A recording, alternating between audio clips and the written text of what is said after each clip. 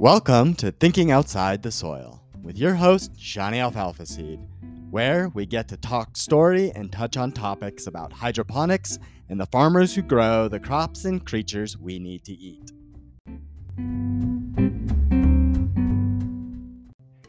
Good morning, and hello from Blooming Health Farms, and thank you for being with me on this beautiful morning. We have had torrential downpours here in Colorado, and we recently built a little coop for our new chicks.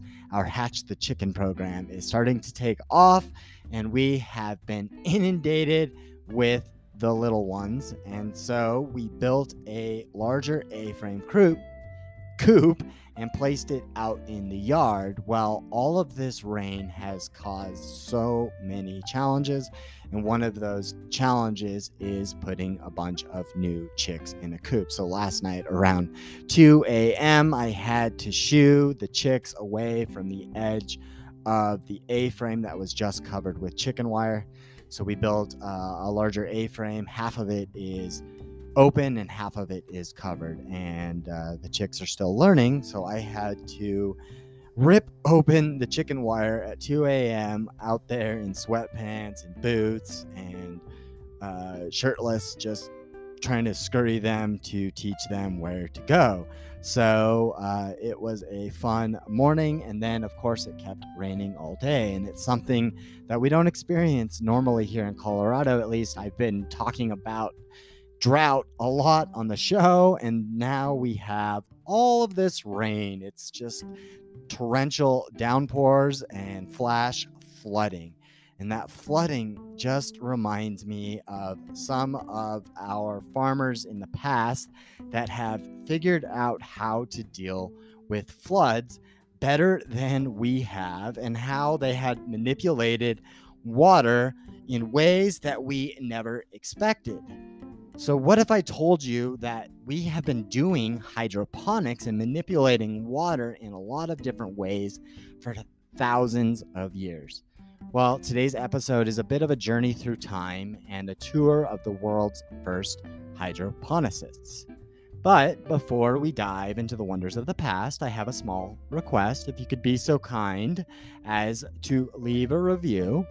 Please do share your thoughts, your likes, your wishes, and don't forget to spread the word about what we are doing here today.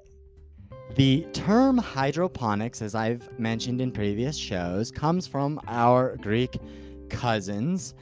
It comes from the words hydro, which means water, and ponos, which means work. So it means to use water for work. But this form of agriculture predates the Greeks by thousands of years. So we'll first take a step back to the mythical gardens of Babylon.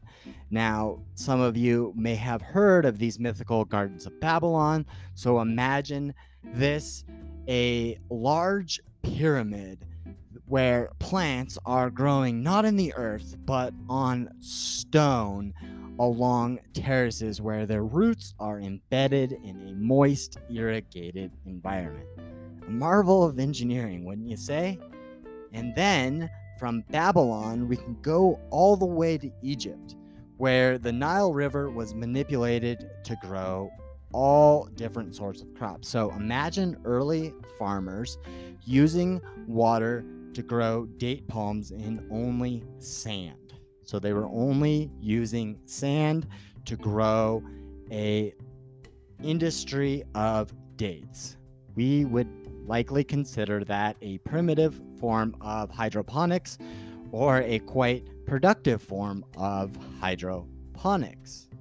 From the Nile Valley, we can travel across the Mediterranean, where the Roman Empire's engineers built aqueducts to transport water across vast distances. So these aqueducts, which were made from lead and stone, were used to feed the population as well as irrigate the fields that powered the Roman agricultural empire.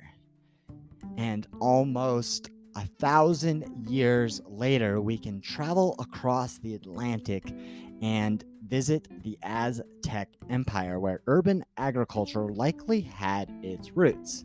The Aztecs built these floating gardens that they called chinampas on the lake surrounding their capital cities. So these chinampas used hydroponic principles to grow crops like tomatoes, corn, cabbage, and lettuce. They would dredge up the soil from the bottom of the lake and put it on rafts that were woven out of the local vegetation.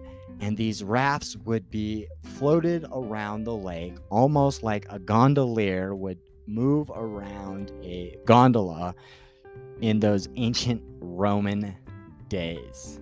So, in just a few ways, we can see how our ancient farmers used hydroponics in a few different ways, and the cleverness of our ancient cultures in manipulating that water so they did not have to succumb to the crazy weather patterns that we may still have to figure out as we go on as farmers. But that is all I have for us today. If you want to know more about how hydroponic fodder is helping farmers save water, improve their livestock quality, become better stewards, and get a deeper dive into those ancient cultures who pioneered hydroponics, head on over to thinkingoutsidethesoil.com so you can get yourself a copy of my book and don't miss out on becoming part of this next agricultural revolution. And thank you for being with us on today's show, and join us again on another episode of Thinking Outside the Soil. Take care and have a lovely day. Hey, before you go, check out the links below, and if you'd be so kind as to leave a rating and review and follow the show. For those with feathered friends, don't forget to get yourself some of our Blooming Health Farms Chicken Blend Sprouting Mix. This supplemental mix has been shown to give you some of the best eggs with the yummiest yolks. You'll have happy, healthy hens that abandon the feeder and give you eggs with high levels of vitamin A and omega fatty acids. So don't forget to get yourself some Blooming Health Farms Chicken Blend Sprouting Mix.